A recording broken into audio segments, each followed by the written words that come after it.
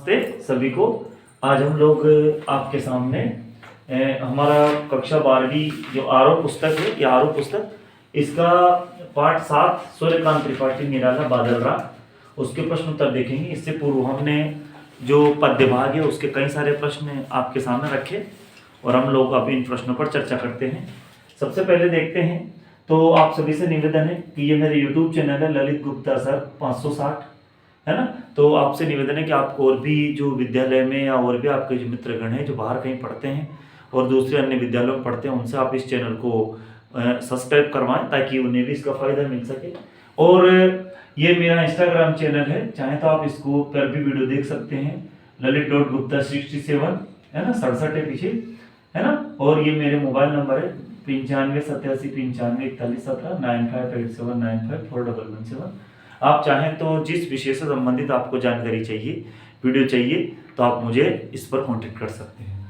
चलते हैं, हम पढ़ते हैं आगे।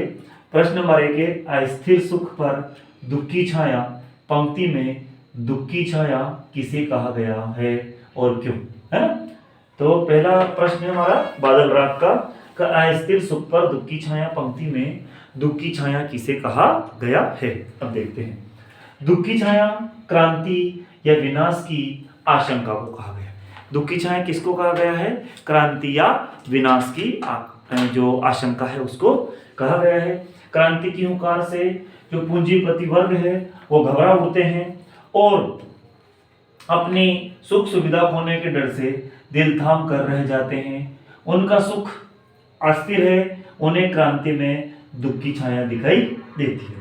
प्रश्न नंबर 2 है, अशनिपात से शापित उन्नत शत शत वीर पंक्ति में किसकी ओर संकेत किया है? इस पंक्ति में किसकी ओर संकेत किया है? तो देखते हैं, इस पंक्ति के माध्यम से कवि ने 2 लोगों की ओर संकेत किया है। प्रथम में कवि उन पूंजीपति वर्ग को संबोधित कर रहा है जो किसानों मजदूरों का शोषण करते हैं, है ना। किसानों और मजदूरों का जो शोषण करते हैं, तो पहली पंक्ति में उन पूंजीपति वर्ग को इसने संबोधित किया है। अगला देखते हैं, उन्हें अहंकार रहता है कि उनका कोई कुछ नहीं बिगाड़ सकता। दूसरे कवि बादल की और दूसरे जो दूसरे बिंदु में कवि ने बादल की ओर संकेत करता है, दूसरे कवि बादल की ओर संकेत करता है। उसके अनुसार बादल जो है वो क्रांति का आगाज करता है, क्योंकि पूरी जो हमारी जो कविता है इसमें क्रांति बादल का प्रतीक है। प्रश्न नंबर 3 है, विप्लव रव से छोटे ही हैं शोभा पाते, पंक्ति में विप्लव रव से क्या तात्पर्य है?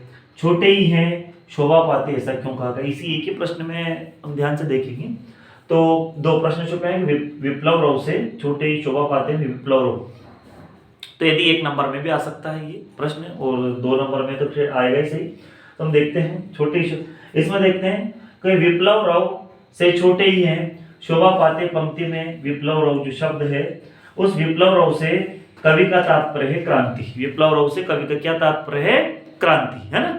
इसके बाद देखते हैं, क्रांति के अनुसार जब कवि के अनुसार जब क्रांति होती है तो गरीब और आम जनता में जोश भर जाता है।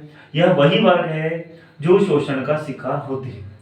अतः जब समाज में क्रांति होती है तो इन्हीं से वो क्रांति आरंभ होती है। आगे देखते हैं, हमारा प्रश्न नंबर 4 कि बादलों के आगमन से प्रकृति में होने वाले किन किन परिवर्तनों की ओर कवि ने जो संकेत किया है या कविता को रेखांकित किया। तो ये प्रश्न आप चाहें तो अपने अनुसार भी इसको लिख सकते हैं, इसका उत्तर जो आप अपने अनुसार बना सकते हैं। वैसे मैंने आपके सामने आपके लिए एक उत्तर बनाया है यहाँ पर। तो बादलों के आगमन से प्रकृति में क्या क्या परिवर्तन होते हैं देखते हैं। कवि कहता है या कवि कहते हैं कि जब बादल आते हैं तब आसमान बादलों से भर जाता है, क्योंकि बादल इकट्ठे आते हैं ना बरसात के मौसम में, तो पूरा जो आकाश है, पूरा जो आसमान है वो बादलों से भर जाता है तथा बादलों की गर्जना आरंभ हो जाती है। इसके बाद वर्षा से चारों तरफ हरियाली हो जाती है, जिससे किसान प्रसन्न हो जाता है। ये हमारा जो पाठ है बादल राग ये पूरा हुआ। और आपसे निवेदन है कि यदि आपको मेरा लेख समझ में नहीं आता है तो मेरे नीचे डिस्क्रिप्शन बॉक्स में इनके सभी के उत्तर मैंने टाइप किए हुए हैं, आप चाहें तो वहाँ से भी इनका फ़ायदा ले सकते हैं। और आप सभी से निवेदन है कि अधिक से अधिक मात्रा में यूट्यूब चैनल को सब्सक्राइब करवाएं और अधिक से अधिक लोगों तक इसको पहुंचाएं। आप सभी का बहुत बहुत धन्यवाद। आपका आशीर्वाद मुझे देते रहें।